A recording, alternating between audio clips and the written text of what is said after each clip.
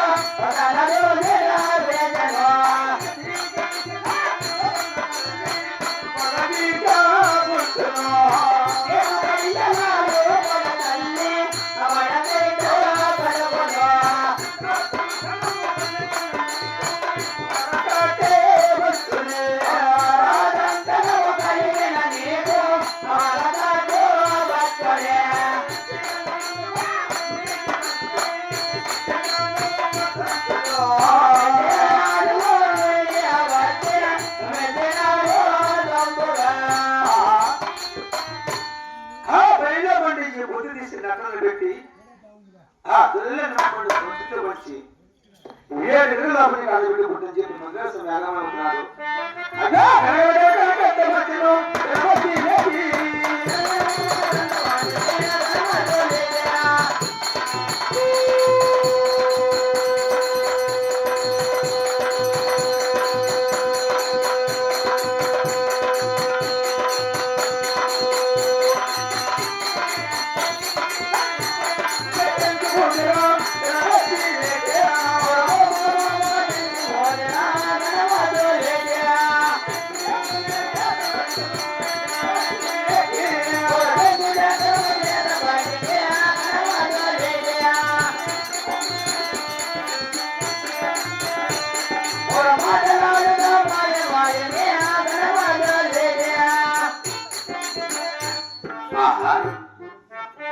దేవదేవ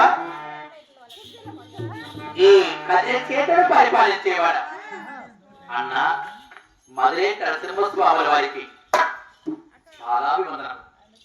అయినను నా యొక్క వద్దన పెట్టి నా యొక్క దోషకు నిమ్మపడవచ్చి నా అడుగుని మూసి పెట్టి ఈ పడుగుల నా యొక్క పావుగడ పట్టణానికి తీసుకువెళ్ళి ఇల్లు వాకిలు శుద్ధపరిచి ఈ పడు తిన్నగా 15 గడియ కల్లా కూడా నా గర్భమున ఆడవాళ్ళ సంతానం కలుగునమని చెప్పి ఆశీర్వదించావా తండ్రి. ధన్యసురాలయ్యా, ధన్యసురాలు. నీ యొక్క ఆనందకై నేను తిరిగి నిమ్మపడి నా యొక్క పావుగడ పట్టణానికి తీసుకువెళ్ళి ఇల్లు వాకిలు శుద్ధపరిచి అలాగే యొక్క పండుగ కూడా వచ్చించగాక అలాగే స్వామి. గోవింద నారాయణ వైకుంఠవాస గోవింద.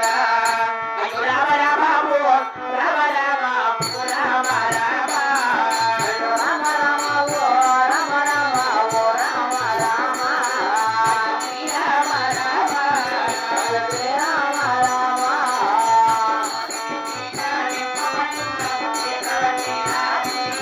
అయ్యో స్వామి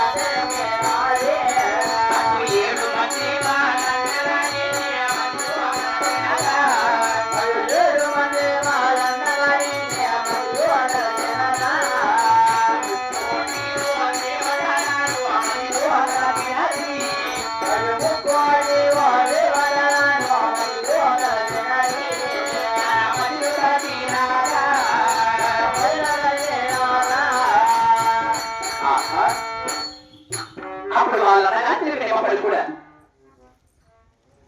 కదిలిపోయినది పావుగూడ పట్టానికి తీసుకొచ్చి ఇల్లు వాకిలు శుద్ధపరిచి సల్లీల స్థానంలో ఆదరించినారు కదా. మరి పడుతున్న 15 గడియల కల్లా కూడా నీ గర్భంలో ఆడవాళ్ళ సంతానం కలగమని చెప్పి ఆశీర్వదించాడు కదా. అలాగైనా మరి ఇల్లు వాకిలు శుద్ధపరిచి 7 మంది అనగాని 3 దేవతలను సర్వదేవతలను కూడా మనసారి పెట్టుకున్నాను కదా. సర్వదేవతల కన్నా తల్లిదండ్రులమైనా ఒక్కసారి తల్లిని మనసారా ధ్యానించి తర్వాత అన్నగాంచి ప్రేమపడి కూడా ఆ దేహానికి వచ్చిగా తల్లివి నీవే తండ్రివి నీవే చల్లగా కరుణించే దైవము నీవే తల్లివి నీవే తల్లివి నీవే తండ్రివి నీవే చల్లగా కరుణించే దైవము నీవే తల్లివి నీవే.